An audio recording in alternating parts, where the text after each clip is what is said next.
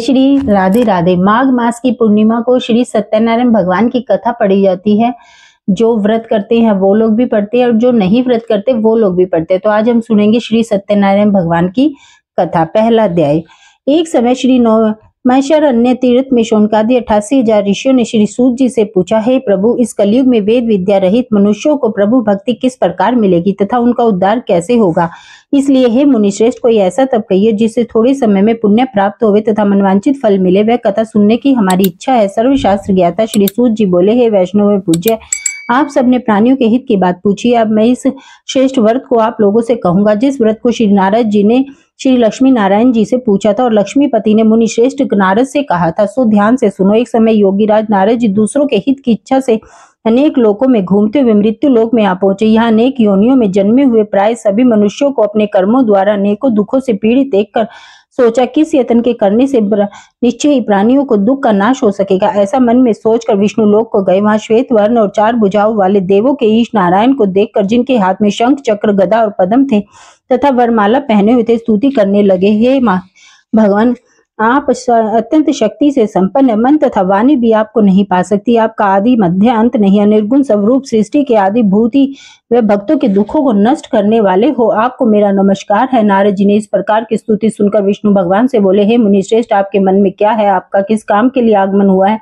निसंकोच कहो। तब नारद मुनि बोले, मृत्यु लोक में सब मनुष्यों को जो अनेक योनियों में पैदा हैं, अपने अपने कर्मों के द्वारा अनेक प्रकार के दुखों से दुखी हो रहे हैं। नाथ, आप मुझ पर दया रखते हैं तो बतलाइए, उस मनुष्यों के सब दुख थोड़े से ही प्रयत्न से कैसे दूर हो सकते हैं? श्री भगवान जी बोले, हे नारद, मनुष्यों की भलाई के लिए तुमने बहुत अच्छी बात पूछी है। किस काम के करने से मनुष्य मोह से छूट जाता है वह मैं कहता हूँ, सुनो। बहुत पुण्य देने वाला स्वर्ग तथा मृत्यु लोक दोनों में दुर्लभ एक उत्तम व्रत आज मैं प्रेम वश होकर तुमसे कहता हूँ।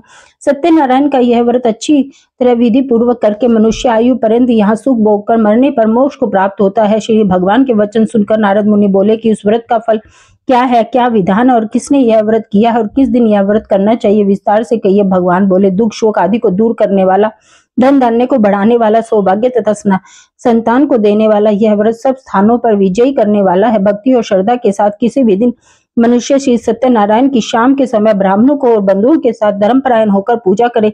भक्ति भाव से नैवेद्य केले का फल, घी, दूध और गेहूं का चूर्ण सवावे लेवे। गेहूं के अभाव में साठी का चूर्ण, शक्कर तथा गुड़ ले और सब भक्षण योग्य पदार्थ जमा करा के भगवान को अर्पण कर देवे तथा बंधुओं सहित ब्राह्मणों को भोजन करावे। पश्चात स्वयं भोजन करे, नृत्य गीत आदि का आचरण कर सत्यनारायण भगवान का स्मरण करता हुआ समय व्यतीत करे। इस तरह व्रत करने से मनुष्य की सभी इच्छाएं पूर्ण होगी। विशेषकर कलिकाल में भूमि पर यही मोक्ष का सरल उपाय है। दूसरा अध्याय। श्री सूत जी बोले, हे ऋषियों, जिसने पहले के समय में व्रत को किया है उसका इतिहास कहता हूँ, ध्यान से सुनो। सुंदर काशीपुरी नगरी में एक अत्यंत निर्धन ब्राह्मण रहता था। वह भूख और प्यास से नित्य पृथ्वी पर घूमता था। ब्राह्मणों से प्रेम करने वाला भगवान से ने ब्राह्मण को दुखी देखकर बूढ़े ब्राह्मण का रूप धारण कर उसके पास आकर आदर के साथ पूछा, हे विप्र, नित्य दुखित हुआ पृथ्वी पर क्यों घूमता है? श्रेष्ठ ब्राह्मण, यह सब मुझसे कहो, मैं सुनना चाहता हूँ। ब्राह्मण बोला, मैं निर्धन ब्राह्मण हूँ, भिक्षा के लिए पृथ्वी पर फिरता हूँ। हे भगवान, यदि आप इसका उपाय जानते हो तो कृपा कर कहो। वृद्ध ब्राह्मण बोला कि सत्यनारायण भगवान मनवांचित फल देने वाले हैं, इसलिए हे ब्राह्मण, तू उनका पूजन कर जिसके करने से मनुष्य सब दुखों से मुक्त हो जाता है। ब्राह्मण को व्रत का सारा विधान बतलाकर बूढ़े ब्राह्मण का रूप धारण करने वाले सत्यनारायण भगवान अंतर ध्यान हो गए। जिस व्रत को वृद्ध ब्राह्मण ने बतलाया था मैं उसको करूंगा, यह निश्चय करने पर उसे रात में नींद भी नहीं आई। वह सवेरे उठ सत्यनारायण के व्रत का निश्चय कर भिक्षा के लिए चला।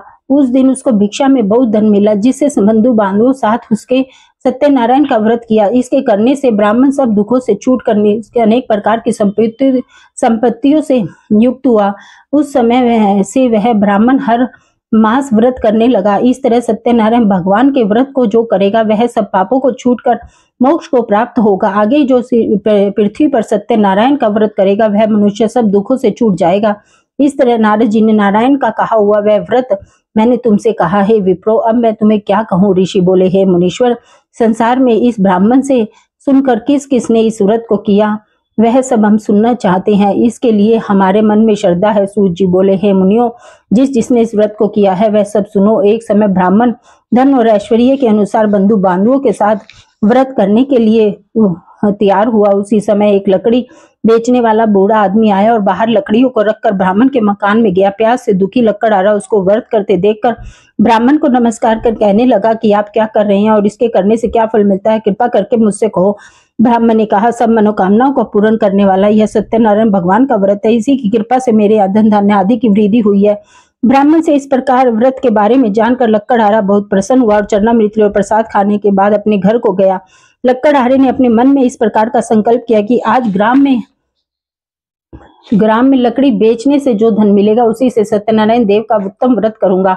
यह मन में विचार कर वह बूढ़ा आदमी लकड़ियां अपने सिर पर रखकर जिस नगर में धनवान लोग रहते थे ऐसे सुंदर नगर में गया। उस रोज वहां उसे उन दिनों लकड़ियों का दाम पहले से चौगुना मिला और वह बूढ़ा लक्कड़हारा दाम ले और अति प्रसन्न होकर पक्के केले की फली, शक्कर, घी, दूध, दही और गेहूं का चूर्ण इत्यादि सत्यनारायण भगवान के व्रत की कुल सामग्रियों को लेकर अपने घर गया। फिर उसने अपने भाइयों को बुलाकर विधि के साथ भगवान जी का पूजन और व्रत किया। उस व्रत के प्रभाव से वह बूढ़ा लक्कड़हारा धन, पुत्र आदि से युक्त हुआ और संसार के समस्त भोग भोग कर बैकुंठ को चला गया। तीसरा अध्याय। सूत जी बोले, हे श्रेष्ठ मुनियों, आगे की कथा कहता हूँ सुनो। पहले समय में उल्का मुख नाम का एक बुद्धिमान राजा था। वह सत्य वक्ता और जितेंद्रिय था। प्रतिदिन देव स्थानों पर जाता तथा गरीबों को धन देकर उनके कष्ट को दूर किया करता था। उसकी पत्नी कमल के समान मुख वाली थी और सती साध्वी थी। भद्रशिला नदी के तट पर उन दोनों ने सत्यनारायण भगवान का व्रत किया और उस व्रत से वहां एक साधु वैश्य आया। उसके पास व्यापार के लिए बहुत सा धन था। उस नाव को किनारे पर ठहरा कर राजा के पास आ गया और राजा को व्रत करते हुए देखकर विनय के साथ पूछने लगा, हे राजन, भक्ति चित्त से आप ये क्या कर रहे हैं? मेरी सुनने की इच्छा है, सो आप मुझसे कहिए। राजा बोला, हे साधु,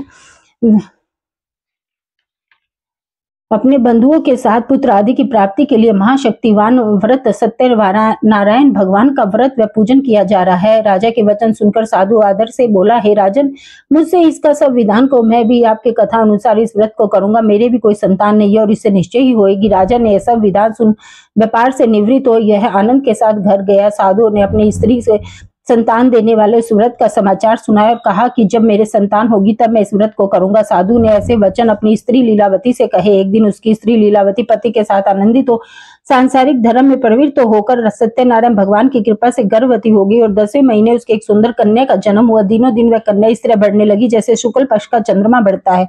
कन्या का नाम कलावती रखा गया। तब लीलावती ने मीठे शब्दों में अपने पति से कहा कि जो संकल्प में किया था वह भगवान का व्रत करूंगा, अब आप उसे करिए। साधु बोला, हे विप्र प्रिय, इसके विवाह पर करूंगा। इस प्रकार अपनी पत्नी को आश्वासन दे वह नगर को गया। कलावती पितृगृह में वृद्धि को प्राप्त हो गई। साधु ने जब नगर में सखियों के साथ अपनी पुत्री को देखा तो तुरंत दूत बुलाकर कहा कि पुत्री के वास्ते कोई सुयोग्य वर लाओ। साधु की आज्ञा पाकर दूत कंचन नगर पहुंचा और वहां पर बड़ी खोज और देखभाल कर लड़की के लिए सुयोग्य वनिक पुत्र को ले आया। उस सुयोग्य लड़के को देखकर साधु ने अपने बंधु बांधवों सहित प्रसन्नचित मन से अपनी पुत्री का विवाह उसके साथ कर दिया, किंतु दुर्भाग्य से विवाह के समय भी वह व्रत करना भूल गया। तब श्री भगवान क्रोधित हो गए और श्राप दिया कि तुमने दारुण दुख प्राप्त होगा।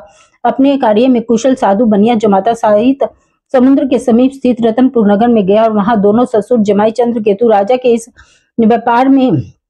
नगर में व्यापार करने लगे। एक रोज भगवान सत्यनारायण की माया से प्रेरित हो कोई चोर राजा का धन चुरा कर भाग जा रहा था, किंतु राजा के दूतों को आता देखकर चोर ने घबराकर भागते हुए राजा के धन को वहीं चुपचाप रख दिया और वो ससुर जमाई ठहरे हुए थे। जब दूतों ने उस साधु वैश्य के पास जब राजा के धन को रखा देखा तो वे दोनों को बांध कर ले गए और प्रसन्नता से दौड़ते हुए राजा के समीप जाकर बोले, यह दो चोर हमने पकड़ लाए हैं।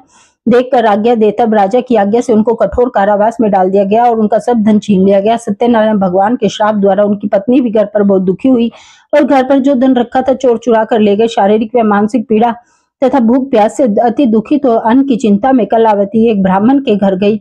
वहां उसने सत्यनारायण भगवान का व्रत होते देखा। फिर कथा सुनी तथा प्रसाद ग्रहण कर रात को घर आई। माता ने कलावती से कहा, हे पुत्री, अब तक कहाँ रही और तेरे मन में क्या है? कलावती बोली, हे माता, मैंने एक ब्राह्मण के घर श्री सत्यनारायण भगवान का व्रत देखा है। कन्या के वचन सुनकर लीलावती भगवान के पूजन की तैयारी करने लगी। लीलावती ने परिवार और बंधुओं सहित श्री सत्यनारायण भगवान का पूजन किया और वर मांगा कि मेरे पति और दामाद शीघ्र आ जावे। साथ ही प्रार्थना की कि हम सबका अपराध क्षमा करो। सत्यनारायण भगवान इस व्रत से संतुष्ट हो गए और राजा चंद्रकेतु को स्वप्न में दर्शन देकर कहा, हे राजन, दोनों वैश्यों को प्रातः ही छोड़ दो और उनका सब धन जो तुमने ग्रहण किया है दे दो, नहीं तो तेरा धन, राज्य, नष्ट, पुत्र आदि सब नष्ट कर दूंगा। राजा के ऐसे वचन सुनकर भगवान अंतर ध्यान हो गए। प्रातःकाल राजा चंद्रकेतु ने सभा में अपना स्वप्न सुनाया। फिर दोनों वनिक पुत्रों को कैद से मुक्त कर सभा में बुलवाया। दोनों ने आते ही राजा को नमस्कार किया। राजा मीठे वचनों में बोला, हे महानुभावों, भावी वश ऐसा कठिन दुख प्राप्त हुआ है, अब तुम्हें कोई भय नहीं है। ऐसा कहकर राजा ने उनको नए नए वस्त्र आभूषण पहनाए और जितना धन लिया था उससे दुगना धन उनको देकर विदा कर दिया। दोनों वैश्य अपने घर को चल दिए। चौथा अध्याय। श्री सूत जी बोले, वैश्य ने मंगलाचार करके यात्रा आरंभ की और अपने नगर को चला। उनके थोड़ी दूर निकलने पर दंडी वेशधारी सत्यनारायण ने उनसे पूछा, हे साधु, तेरी नाव में क्या है?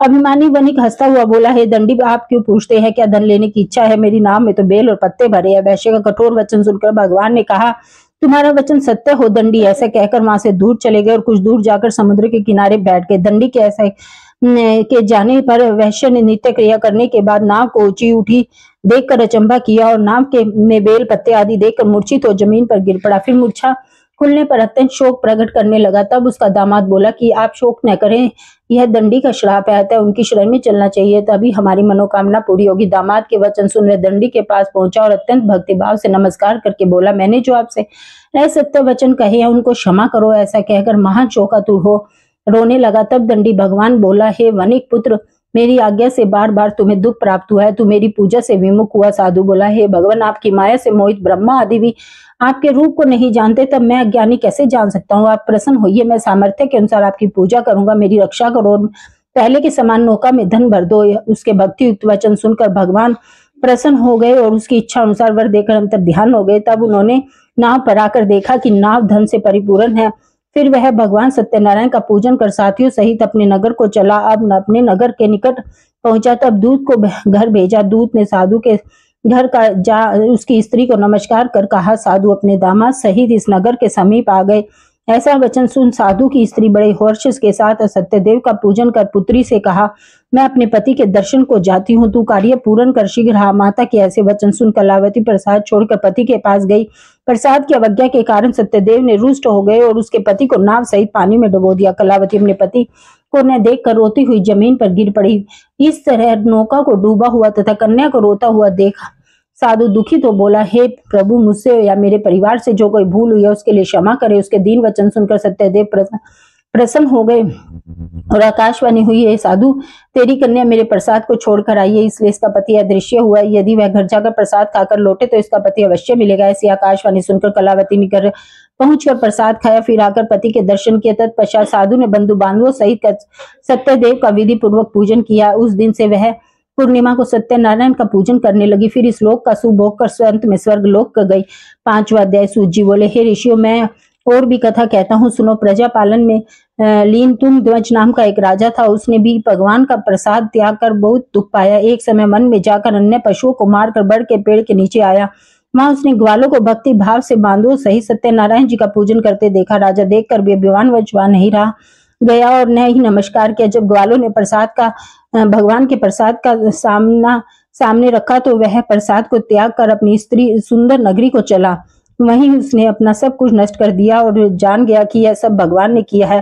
तब वह विश्वास कर ग्वालों के पास गया और विधि पूर्वक पूजन कर प्रसाद खाया तो सत्यदेव की कृपा से पहले जैसा था वैसा ही हो गया। फिर दीर्घ काल तक सुख भोग कर मरने पर स्वर्ग लोक को पाया। जो मनुष्य इस परम दुर्लभ व्रत को करेगा, भगवान की कृपा से उसे धन धान्य की प्राप्ति होगी। निर्धन धनी और बंदी बंधन से मुक्त होकर निर्भय हो जाता है। संतानहीनों को संतान प्राप्ति होती है। तब सब मनोरथ पूर्ण होकर अंत में वैकुंठ धाम को जाता है। जिन्होंने पहले इस व्रत को किया, अब उनके दूसरे जन्म की कथा कहता हूँ। वृष शतानंद ब्राह्मण ने सुदामा का जन्म लेकर मोक्ष को पाया है। उल्का मुख नाम का राजा दशरथ होकर वैकुंठ को प्राप्त किया है। साधु नाम के वैश्य ने मोर ध्वज बनकर अपने पुत्र को ओर से चीर कर मोक्ष को प्राप्त किया है। महाराज तुंगध्वज ने स्वयंभू होकर भगवान में भक्ति युक्त कर्म कर मोक्ष को प्राप्त किया है। बोले सत्यनारायण भगवान की जय। ये सत्यनारायण भगवान की कथा जी जो हर पूर्णिमा पर पढ़ी जाती है। जो लोग व्रत करते हैं वो भी पढ़ते हैं, जो नहीं व्रत करते वो भी सत्यनारायण की कथा करवाते हैं। माघ का महीना एक ऐसा महीना है जिसमें आप ज्यादा से ज्यादा पुण्य अर्जित कर सकते हैं, तो इसीलिए समय बर्बाद मत कीजिए। अभी भी आपके पास समय है, ज्यादा से ज्यादा पुण्य अर्जित करके लाभ कमाइए और ज्यादा से ज्यादा इन वीडियो को प्लीज प्लीज प्लीज शेयर जरूर करें ताकि हम अपने सनातन धर्म को बढ़ा सके। और अगर आप चैनल पर नए हैं तो प्लीज प्लीज सब्सक्राइब करना और बेल आइकन को दबाना बिल्कुल ना भूलें। धन्यवाद। जय श्री राधे राधे।